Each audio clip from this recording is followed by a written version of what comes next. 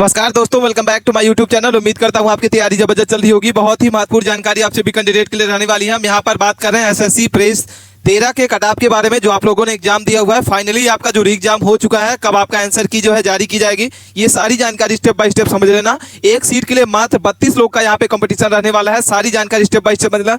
बाकी आप चैनल पे पहली बार विजिट किए हैं तो प्लीज चैनल को सब्सक्राइब कर ले। सभी स्टूडेंट का जो डाटा है वो जारी हो चुका है। मेल कैंडिडेट का अलग अलग कट ऑफ आपको बताने वाले हैं, क्या रहेगी जनरल की कट ऑफ, क्या रहेगी फीमेल कैंडिडेट ओबीसी की, क्या रहेगी, स्टेप बाय स्टेप समझ लेना। सारी जानकारी अभी तक आपने बहुत जगह कट ऑफ देखी होगी, जानी होगी, लेकिन एक सटीक डाटा के साथ आपको कहीं कट ऑफ देखने को नहीं मिली होगी। खुशखबरी आप सब कैंडिडेट के लिए है कि आपका जो आंसर तिथि है वो घोषित हो चुकी है, और कितने नंबर वालों का यहाँ पे सिलेक्शन होगा ये जानकारी समझना बहुत इंपॉर्टेंट होगा। क्या बोनस अंक आपको मिलेगा, हार्डशिप आपकी कौन कौन सही है, और नॉमिनेशन मार्क्स आपका कितना बढ़ने वाला है, ये जानकारी आपको समझना बहुत ही जरूरी है। चलिए स्टेप बाय स्टेप समझ लेते हैं कि क्या आपकी इसमें हम बात कर रहे हैं एसएससी सिलेक्शन के फेज 13 के बारे में, जो आप लोगों ने अभी एग्जाम दिया हुआ है। री एग्जाम आपका हो चुका है, जैसा कि आप जानते हैं कि 29 अगस्त को इसका एग्जाम हो चुका है, और इसकी कट ऑफ क्या रहने वाली है, कितने नंबर पर आपका सिलेक्शन होगा, यह जानकारी समझना बहुत ही इंपॉर्टेंट होगा।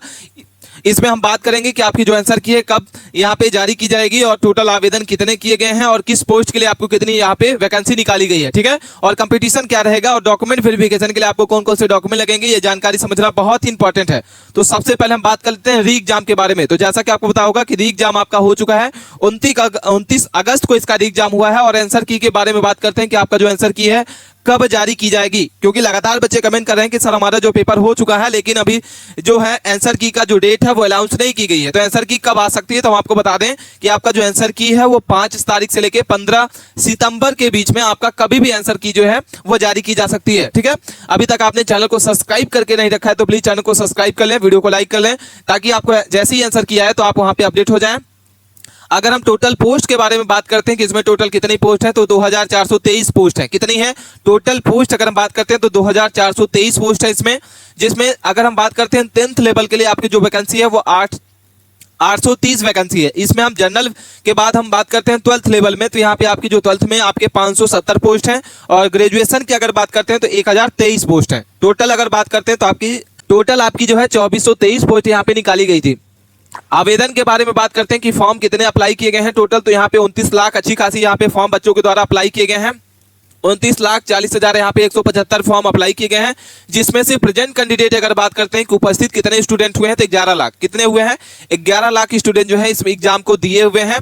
और अगर हम बात कर लेते हैं कंपटीशन के बारे में, तो आपका जो कंपटीशन है वो क्या रहेगा, सबसे पहले एग्जाम लेवल के बारे में बात करते हैं, और उसके पहले हम बात कर लेते हैं कि जो आपका 10th लेवल का एग्जाम हुआ है उसमें कितने फॉर्म अप्लाई किए गए हैं। तो यहाँ पे आपको देख लेना होगा कि आपका जो 10th लेवल का एग्जाम है उसमें 12 लाख लगभग आपके फॉर्म जो है भरे गए थे, और उपस्थिति अगर बात करते हैं तो आपका जो उपस्थिति है वो आपका 4,53,795 इतने स्टूडेंट जो है यहाँ पे 10th लेवल के जो एग्जाम है वो अपना एग्जाम दिए हैं, ठीक है। और कंपटीशन के बारे में अगर बात करते हैं, आपका जो कंपटीशन है वो क्या रहने वाला है, तो यहाँ पे आपका 10th लेवल का जो एग्जाम है उसका जो कंपटीशन है वो आपका 481 रहने वाला है, ठीक है। एक सीट के लिए यहाँ पे 481 स्टूडेंट यहाँ पे देखने को मिलेगा, तो बहुत ही ज्यादा कंपटीशन यहाँ पे आपको देखने को मिलता है। इसके बाद अगर हम बात करते हैं 12th लेवल, आपके 12th लेवल में कितने फॉर्म अप्लाई किए गए हैं, तो यहाँ पे आपको जानकारी समझ लेना होगा। सबसे पहले बात कर लेते हैं यहाँ पे कि टोटल फॉर्म कितने भरे गए थे, तो 7,08,409 यहाँ पे टोटल 12th लेवल का जो एग्जाम हुआ है उसके लिए फॉर्म अप्लाई किए गए थे। उपस्थिति अगर बात करते हैं कि इसमें जो 12th लेवल के एग्जाम हुआ है इसमें कितने कैंडिडेट जो है अपना एग्जाम दिए हैं, तो 3,54,195, ठीक है। और कंपटीशन के बारे में अगर बात करते हैं तो यहाँ पे आपका जो कंपटीशन है वो 12th लेवल से ज्यादा रहने वाला है, क्योंकि इसमें वैकेंसी जो है बस 570 है। तो यहाँ पे जो कंपटीशन है वो 622 प्रति स्टूडेंट यहाँ पे रहने वाला है, तो बहुत ही ज्यादा कंपटीशन यहाँ पे देखने को मिलेगा। और अगर हम बात कर लेते हैं ग्रेजुएशन में कितना फॉर्म अप्लाई किया गया था, तो ग्रेजुएशन के लिए आपको यहाँ पे आपका जो फॉर्म है वो 10,22,000 के लगभग आपके फॉर्म अप्लाई किए गए थे, लगभग आपके यहाँ पे हैं। उपस्थित अगर बात करते हैं कि इसमें कितने स्टूडेंट जो है आपके उपस्थित प्रेजेंट कैंडिडेट है, तो यहाँ पे 3,59,000 लगभग आपके यहाँ पे स्टूडेंट जो है एग्जाम दिए हैं ग्रेजुएशन लेवल का। और कंपटीशन अगर बात करते हैं तो आपका जो कंपटीशन है इन दोनों से आपका 10th लेवल और 12th लेवल दोनों से आपका जो कंपटीशन है वो कम रहने वाला है। 352 स्टूडेंट का यहाँ पे कंपटीशन आपको देखने वाला है एक सीट के लिए, ठीक है।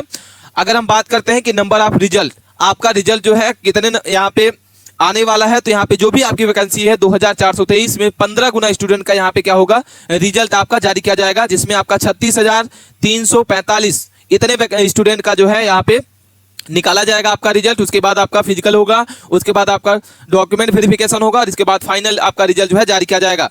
तो कंपटीशन आपका अगर हम बात करते हैं टोटल नंबर ऑफ रिजल्ट के लिए क्या कंपटीशन रहेगा, तो आपका 32, मात्र 32, एक सीट के लिए आपको 32 यहाँ पे कंपटीशन रहने वाला है। एग्जाम लेवल के बारे में बात करेंगे, इसके बाद मिनिमम क्वालिफाई मार्क्स क्या रहेगा, ये जानकारी आपको समझना बहुत ही जरूरी होगा। ठीक है, तो बात कर लेते हैं हम लोग कि क्या आपकी एग्जाम लेवल कैसा रहा है और मिनिमम क्वालिफाई मार्क्स आपका क्या रहने वाला है। तो अगर हम बात करते हैं 10th लेवल, तो जो आपका 10th लेवल का एग्जाम हुआ है इसमें आपका जो शिफ्ट है वो इजी शिफ्ट रहा है। अगर हम बात कर लेते हैं 12th लेवल का एग्जाम, तो आपका इजी टू मॉडरेट रहा है। और ग्रेजुएशन अगर लेवल की बात करते हैं तो आपका जो ग्रेजुएशन लेवल हुआ है वो आपका मॉडरेट टू हार्ड रहा है। कैसा रहा है, मॉडरेट टू हार्ड। तो हमने आपको बता दिया कि कौन सा एग्जाम जो है मॉडरेट हुआ है, कौन सा शिफ्ट आपका हार्ड हुआ। ठीक है, 100 क्वेश्चन आपके पूछे गए थे, टोटल आपके यहाँ पे 200 मार्क्स का रहने वाला है ये जो एग्जाम हुआ है आपका। और क्वालिफाई मार्क्स जो जनरल कैटेगरी का रहेगा वो 30% रहने वाला है। अगर आप 30% जनरल कैटेगरी से हैं, मतलब 60 नंबर अगर आपके हैं, तो आप यहाँ पे क्या है क्वालिफाई मार्क्स होने वाले हैं, क्वालिफाई होने जाएंगे। अगर हम बात करते हैं ओबीसी और जनरल, ओबीसी के बाद ईडब्ल्यूएस, तो यहाँ पे आपकी 25% की यहाँ पे क्वालिफाई मार्क्स रहेगा। मिनिमम आपका 50 नंबर अगर है तो आप यहाँ पे क्वालिफाई माने जाएंगे। एसटी एससी की बात करते हैं तो 20% आपका यहाँ पे रहेगा। 40 नंबर अगर आपके यहाँ पे आते हैं तो आप यहाँ पे क्वालिफाई मार्क्स यहाँ पे रहने वाले हैं। निगेटिव मार्किंग का अगर बात करते हैं, यहाँ पे निगेटिव मार्किंग है, बात करते हैं तो नेगेटिव मार्किंग आपकी है 1.2 की। ठीक है, कितने की नेगेटिव मार्किंग रहेगी, 1.2 की यहाँ पे नेगेटिव मार्किंग यहाँ पे देखने को मिली है। और एक्सपेक्टेड कटऑफ के बारे में बात कर लेते हैं और सेव स्कोर क्या रहेगा, ये भी जानकारी आपको समझना बहुत ही जरूरी होगा।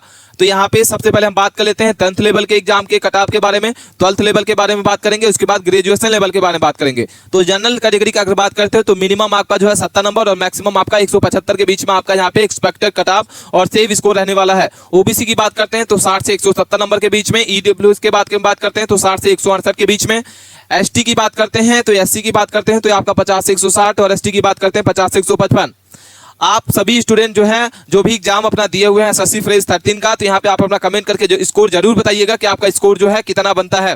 12th लेवल के बारे में अगर बात करते हैं तो आपका जनरल कैटेगरी के लिए आपका 65 से 170 नंबर के बीच में, ईडब्ल्यूएस की बात करते हैं तो 55 से 162 के बीच में, और ओबीसी की बात करते हैं 55 से 165 के बीच में, एससी की बात करते हैं 45 से 155 के बीच में, और अगर आपका एसटी है तो 45 से 150 के बीच में अगर आपका है तो आप यहाँ पे सेफ रहने वाले हैं। आपकी एक जो है कट ऑफ जाने वाली है, मैक्सिमम और मिनिमम आपको बता दिए। इसके बाद ग्रेजुएशन लेवल की अगर बात करते हैं तो जनरल के लिए आपको जो मिनिमम क्वालिफाई मार्क्स रहेगा वो 60 नंबर और मैक्सिमम आपका जो कट ऑफ रहेगा वो आपका 140। अगर आपका इतना नंबर है तो आप यहाँ पे सेव रहने वाले हैं। ओबीसी की बात करते हैं 50 से 135 नंबर के बीच में, ईडब्ल्यूएस की बात करते हैं 50 से 133 के बीच में, एससी की बात करते हैं 40 से 125 और एसटी की बात करते हैं 40 से आपका 120 के बीच में है। अगर आपके इतने स्कोर हैं तो आप यहाँ पे सेव रहने वाले हैं। बाकी कोई भी डाउट है आप कमेंट करके हमें जरूर बता सकते हैं। मिलते हैं नए टॉपिक के साथ नए वीडियो में, तब तक के लिए आप बने रहें। कोई भी क्वेरी आप कमेंट करके जरूर बताइए, अपने दोस्तों के ज्यादा से ज्यादा इस वीडियो को शेयर करें। धन्यवाद।